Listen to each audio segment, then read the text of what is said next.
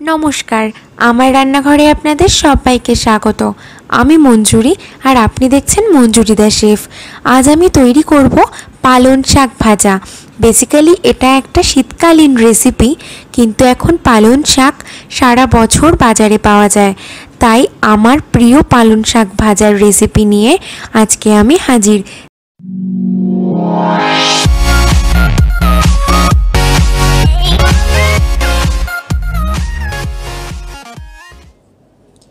पालन शाक भाजा बानानोर जोन्नो लागबे अर्धेक बेगुन, सेटाके छोटो छोटो टुकरो करे केटे रेखेछि।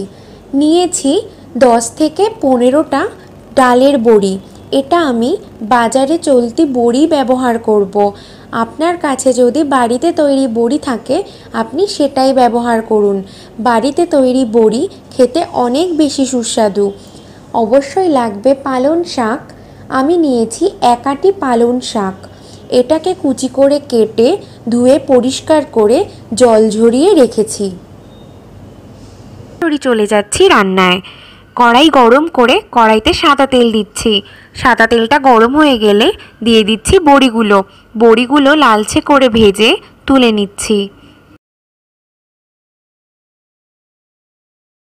টাকে লালচে করে ভেজে নেব। একটু সময় নিয়েই বেগুন ভাজতে হবে, কারণ বেগুন ভাজতে তো একটু সময় লেগেই যায়। এই সময় বেগুনে কিন্তু কোনো নুন হলুদ আমি দিচ্ছি না। আপনি চাইলে দিতেও পারেন, সেক্ষেত্রে কিন্তু শাকের নুনটা বুঝে দিতে হবে। একটু সময় নিয়ে নাড়াচাড়া করে বেগুনটাকে লালচে করে ভেজে তুলে নিলাম। এবার ওই কড়াইতেই 2 চামচ সরষের তেল গরম করে নিচ্ছি। তেলটা গরম হয়ে গেলেই খুব সামান্য কালো জিরে দিচ্ছি ফোড়ন, আর 2টো শুকনো লঙ্কা ফাটিয়ে দিয়ে দিচ্ছি। এর মধ্যে দিয়ে দিচ্ছি শাকগুলো। শাকটা দিয়ে একটু নাড়াচাড়া করেই দিচ্ছি ফেলে রাখা 2টো কাঁচা লঙ্কা, খুব অল্প পরিমাণে নুন আর হলুদ।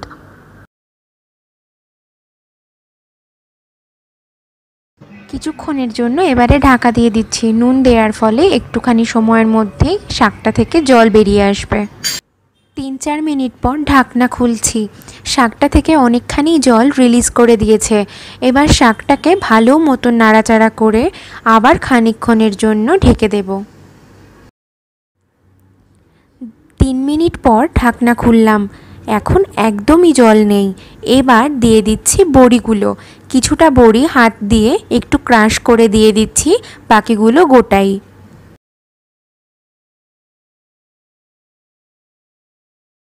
সমস্ত বড়িগুলো দিয়ে ভালোভাবে নাড়িয়ে নিতে হবে।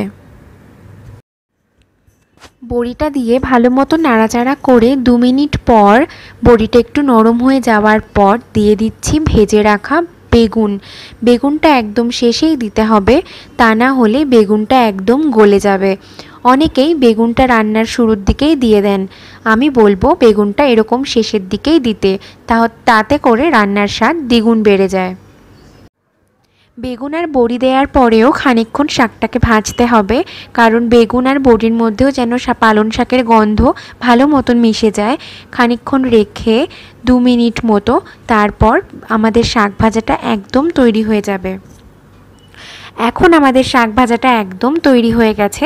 আমি কড়াই থেকে শাক ভাজাটাকে এখন নামিয়ে নেব আর গরম গরম ভাতের সাথে পরিবেশন করব।